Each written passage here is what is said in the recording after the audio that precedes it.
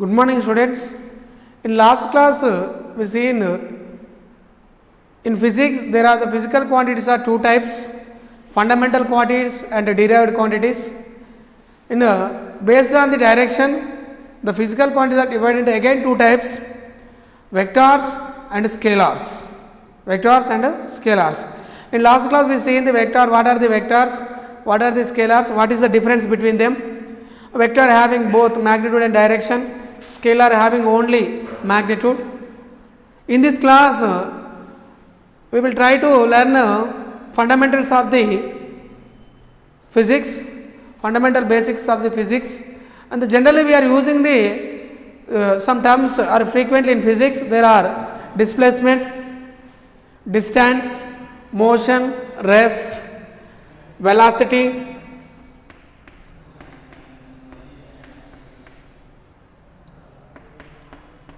acceleration,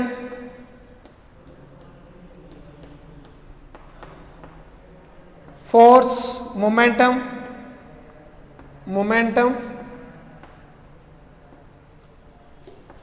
symbol P, force, F. These are the frequently we are seen in our physics classes or physics chapters. What is the displacement? Already I tell you, the shortest distance between any two reference points is called displacement.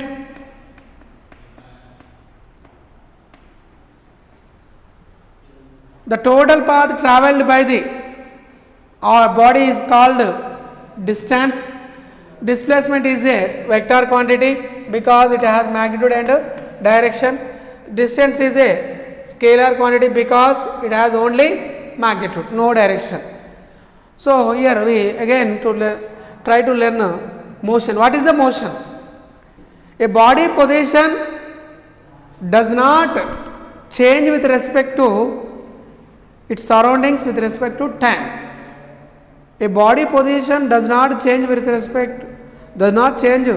position with respect to surrounding as well as time.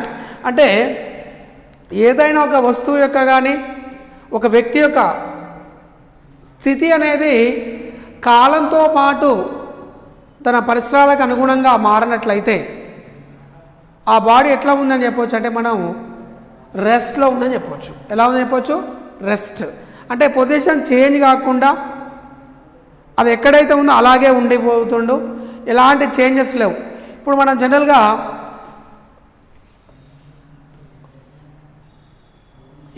ఒక reference point అనుకుందాం. ఏ దగ్గర ఒక car ఉంది. ఈ car 10 గంటలకు ఉంది, ఉదయం 10 గంటలకు ఉంది. At 10 o'clock in the morning. మనం మళ్ళీ 11 o'clock వెళ్ళి చూసాం, అయినా అక్కడే ఉంది. అంటే ద కార్ ఏమన్నట్టు? Car is at rest position. ఎందుకు? Why? At 10 AM it position A, at 11 AM also it position A. అంటే ఇట్ సరౌండింగ్ రెస్పెక్ట్. మళ్ళీ ఇక్కడ అబ్జర్వ్ చేస్తే ఏ రిఫరెన్స్ పాయింట్ తీసుకుంటే సరౌండింగ్లో ఎక్కడ కూడా దాని పొజిషన్ చేంజ్ కావాలి. అంటే if any body position does not change with respect to it's surroundings with respect to time, that body set to be rest. అంటే రెస్ట్లో ఉందని చెప్పవచ్చు, అంటే విరామ స్థితి అని చెప్పవచ్చు, లేదంటే నిశ్చలంగా ఉందని చెప్పవచ్చు. నిశ్చల స్థితి అంటే నో మోషన్. ఏంటిది మరి? నిశ్చల స్థితిలో ఉన్న బాడీ ఎలా ఉంటుంది అంటే కదలకుండా అలాగే ఉంటుంది. అంటే ఒక వస్తువు యొక్క స్థితి అనేది కాలంతో పాటు మారకుండా అక్కడే ఉన్నట్లయితే, అది ఏ విధంగా అయితే ఉందో అదే విధంగా కొనసాగినట్లయితే అప్పుడు ఆ వస్తువు ఎలా ఉందని చెప్పాలంటే మనం నిశ్చలంగా ఉంది, లేదంటే విరామ స్థితిలో ఉందని చెప్పాలి. అలా కాకుండా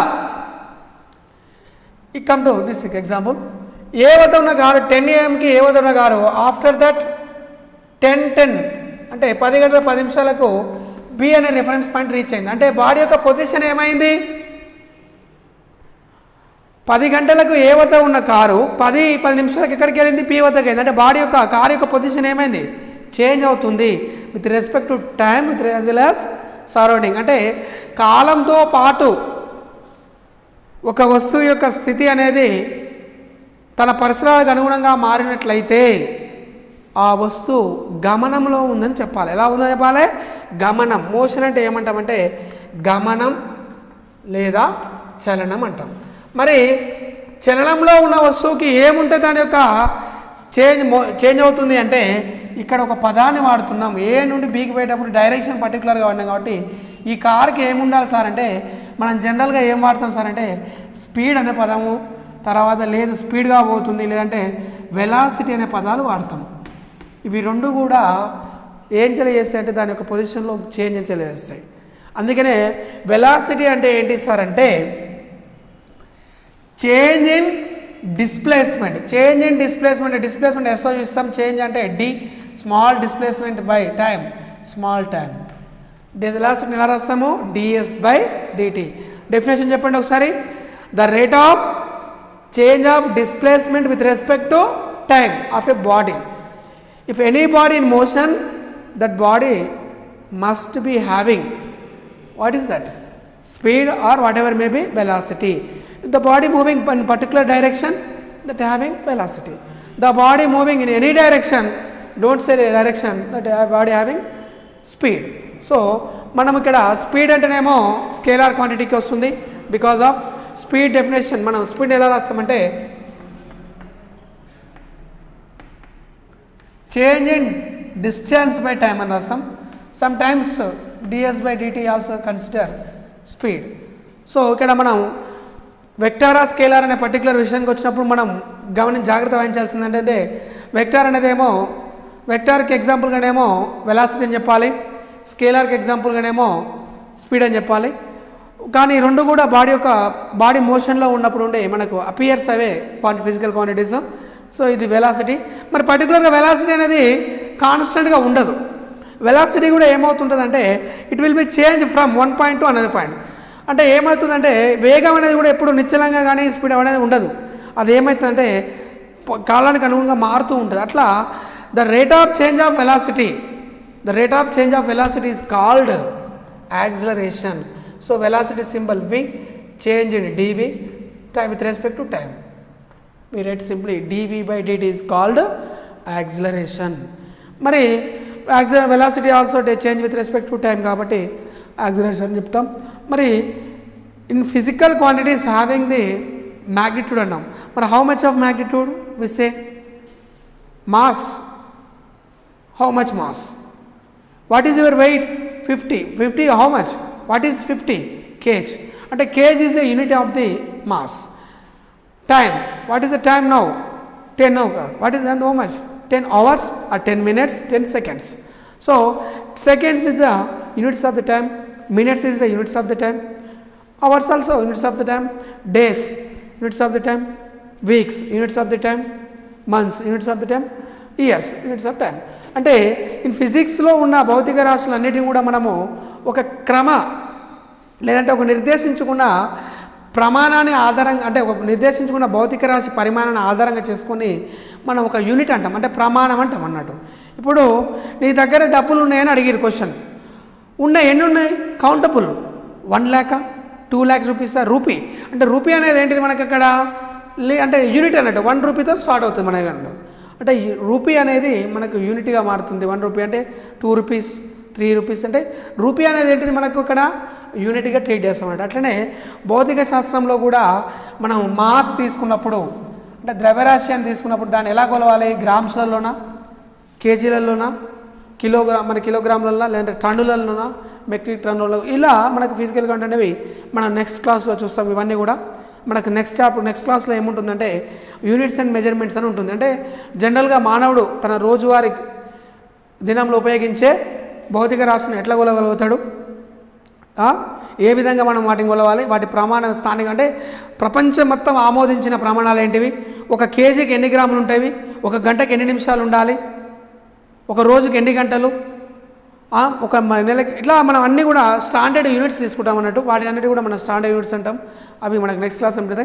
నెక్స్ట్ మనం యాక్సిలరేషన్. మొమెంటం అంటే ఏంటిదా అంటే మరి మొమెంటం అనే పదాన్ని తెలుగులో ఏమంటారంటే ద్రవ్య వేగము అంటారు. ఏమంటారంటే ద్రవ్య వేగము.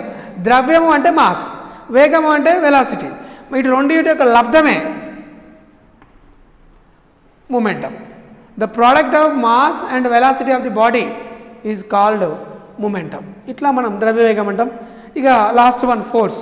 మరి ఏంటిదే ఫోర్స్ అంటే, మరి ఏదైనా ఒక బాడీ మోషన్లోకి రావాలన్నా, మోషన్లో ఉన్న బాడీ రెస్ట్లో ఉండాలన్నా మనం ఏం చేయాలంటే పర్టికులర్గా ఒక క్వాంటిటీని అప్లై చేస్తాం. ఇప్పుడు ఊర్లలో మనం గమనించినట్లయితే కొన్ని బండ్లను మనం నెట్టాల్సి వస్తుంది, అప్పుడు మోషన్లోకి వచ్చని చెప్తాం. వేగంగా వెళ్ళే బండ్లను ఆపాల్సి వస్తుంది, అవి రెస్ట్లోకి వచ్చని చెప్తాం. అంటే ఆ ఫిజికల్ క్వాంటిటీ మనం ఏమంటామంటే మూమెంట్ అంటే ఫోర్స్ అంటాం. మరి ఫోర్స్ వలన ఏమవుతుంది సార్ అంటే ఆ బాడీ యొక్క మూమెంటం చేంజ్ అవుతుంది. ఇక్కడ గమనించండి, ఏదైనా ఒక బాడీ రెస్ట్లో ఉంటే దాని మూమెంటం జీరో. వై? రెస్ట్లో ఉన్న బాడీ వెలాసిటీ జీరో కాబట్టి మూమెంటం అంటే ఏంటి? Formula P = mv. So m × v అంటే ఎంత? జీరో. కాబట్టి P = ఏమొస్తుంది? జీరో. అంటే మూమెంటం అనేది రెస్ట్లో ఉన్న బాడీకి మూమెంటం ఏంటిది? జీరో. మరి మోషన్లో ఉన్న బాడీ మూమెంటం ఏమవుతుంది? Does not equal to zero. ఎందుకంటే మోషన్లో ఉన్న బాడీకి ఏముంటుంది? v does not equal to zero. అంటే వెలాసిటీ జీరో కాదు కాబట్టి మూమెంటం అనేది చేంజ్ అవుతుంది. ఆ మూమెంటం చేంజింగ్ని మనం ఏమంటున్నామంటే ఫోర్స్ అంటున్నాం. The rate of change of momentum. The rate of change of momentum is called force. అంటే ఇప్పుడు మనం ఏం చెప్పుకోవచ్చు, మీ 10th క్లాస్లో నేర్చుకుంటారు, pushing or pulling action is called ఏమంటారు? ఫోర్స్. అక్కడ డెఫినేషన్. ఇక్కడ గమనిస్తాం మనం ఏంటంటే డెప్త్గా ఒక బాడీ యొక్క మూమెంటంలో మార్పునే మనం ఏమంటామంటే ఆ మార్పు కారణకం ఎవరైతే అవుతారో the rate of change of momentum is called ఏంటిది? ఫోర్స్ అన్నట్టు. ఇట్లా మనము ఫిజిక్స్లో కనపడే ఈ అంశాలు కనుక మీకు అండర్స్టాండ్ అవుతాయి. I hope you are understand well.